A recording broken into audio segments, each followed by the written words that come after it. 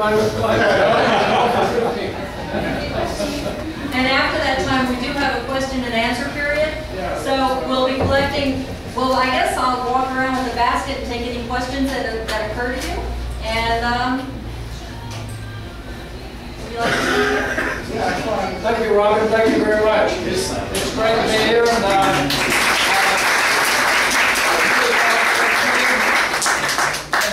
somebody mentioned that gentleman right over there about what we're passionate about. I'll tell you two things I'm passionate about. It was repeated in the prayer, in the pledge, one nation under God, indivisible, with liberty and justice for all. I'm very passionate about that. And I'm also passionate about my hometown, Houston, Texas. I'm a proud first-generation Houstonian. And I think I understand how things are in this city and in this region.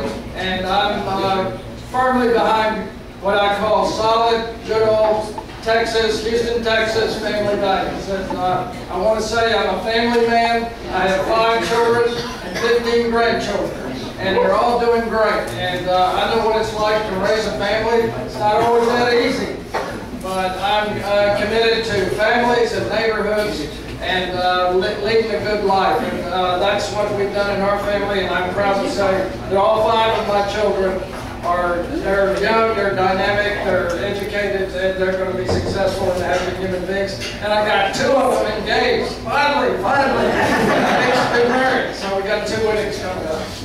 I also want to say that I graduated from the University of Houston, and after that I joined the Army. I wasn't drafted, folks. I joined because I wanted to serve our country. And I served for 6 years in the United States Army, and I'm a proud veteran, and I'm really proud to have served our country. And I've gotten involved in a number of veterans organizations. We've got a lot of issues with veterans coming back from Iraq and Iran, and I'm trying to do my part to help them readjust to civilian life or normal life. So I'd encourage all of you to get involved in that. It's a very important mission that we all have. I also want to just say that I'm an architect and urban planner. I've worked on Judy is over here. I see some friendly faces. I'm an architect and urban planner, and I've been passionate and interested in cities and city life my entire professional career, and I've actually had the opportunity to work in about 45 different Houston neighborhoods. I did design a house out here in Tascasita, and I remember driving out here when it was under construction. So I've worked in a lot of parts of Houston. I think it's a really valuable experience if you're going to know what to do, the right thing as the mayor of Houston. I now serve my 4th year of city council, and I have a recent experience on city council. I've worked very closely on a number of issues, and I'll name a few. I've got a track record, folks. I've got a track record that I'm very proud of. I voted 3 times, and I would have voted 4 times to lower our tax rate. Not as much as we should have, but unfortunately this year we did not lower the tax rate, but we kept it what it was before, but I clearly would have voted to lower it again. And I'm a believer that we need to have a plan for the city. I'm an architect and urban planner. I ran a business, architecture and planning business, for over 30 years. And if you don't have a business plan, folks, you're not going to get to the destination because you don't even know what the destination is. So I think it's about high time that the city of Houston has what I call a 6-year business plan to raise the level of municipal services, to increase the tax base, and to take the pressure off the taxpayers. Because I can tell you, folks, when I grew up here in Houston, we were a low-tax city. Today, a lot of people don't want to admit it, but we all know it, we're a high-tax city. And on that score, I'll just mention one other thing that is of great concern to me that affects our taxpayers and our consumers, and that's our high electrical rates. Anybody like your monthly electrical bill here? One more, one higher? We have one of the highest electrical rates of any city in the country, and that's bad for business, it's bad for homeowners, it's bad for everybody. And I took the initiative to get this electrical reliability task force going, which the mayor picked up on, and we've got a program to get CenterPoint to get smart about how we generate and distribute electricity, and to do the things that are necessary to get the rate down. If you might have seen me on television today, I spoke out for the taxpayer, and I said that CenterPoint Energy, we need to get tough with CenterPoint. They can't charge us for not doing their job, making the electrical distribution system safe. They have it built into the rates, and then try to charge the taxpayers and the consumers again for fixing what they should have done in the first place.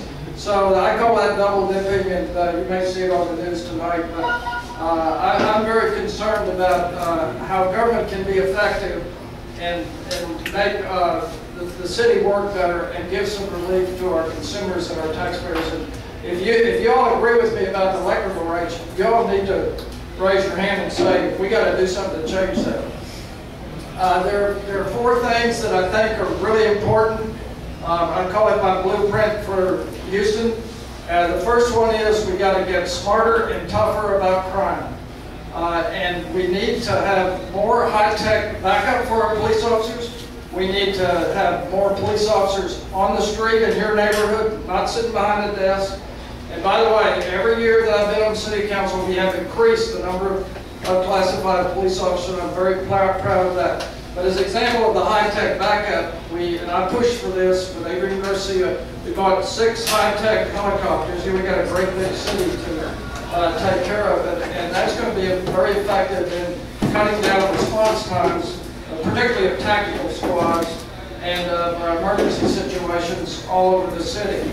So we got to make the city of Houston safe. The second thing is it has to do with making us a more prosperous city, economic development. And when I'm mayor of Houston, we're going to have a new Office of Economic Development.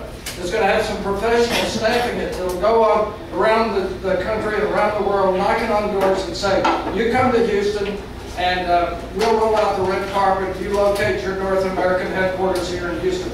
Aggressive, proactive economic development is absolutely critical if we want to build a tax base to increase the revenues, not your taxes, but increase the revenues, particularly from non-residential development. Because when that happens, we get it twice. We get the sales tax and we get the property tax. And we're in a way we don't have enough development. We're an underdeveloped city, so there's plenty of room. There's about 100 square miles within the city of Houston still left to develop, and that's especially in mind. We're going to go to work on that. The third thing is we need to improve our neighborhoods. I hit the 10-minute mark yet? Okay, that's why you look at your watch. We're going to make it, folks. We're going to make it. We need to protect and improve our neighborhoods and our property values. And to do that, we need to be better at enforcing deed restrictions, stabilizing neighborhoods, and we need to turn our attention to any neighborhoods that are at risk of Houston. Probably not your neighborhood, but there are a lot of us that need what we call a neighborhood revitalization. We do that is to make the whole city a lot safer and a lot more prosperous. And so protecting our neighborhoods and our property values is absolutely essential. Now, one specific area where I have a track record on that is what we call nuisance ordinances, shutting down places that cause crime. And we're making some progress in terms of shutting down, not that this happens in your neighborhood, but it's a bad thing for the city. Hot sheet motels, anybody doesn't know what that means, I'll be happy to explain it to them afterwards. Hot sheet motels where there's crime and prostitution and drug dealing and drug taking. We need to shut these places down, and we need to get tough about it and empower our police officers to do that. There are also gaming parlors that prey on seniors. Terrible thing in the city. I've got 2 of them we're working on, and I've done some undercover work with police that's right next to a school where a lot of other bad things happen in these gaming parlors. I don't know if you have those out in your neighborhood, but let me tell you folks, you don't want them.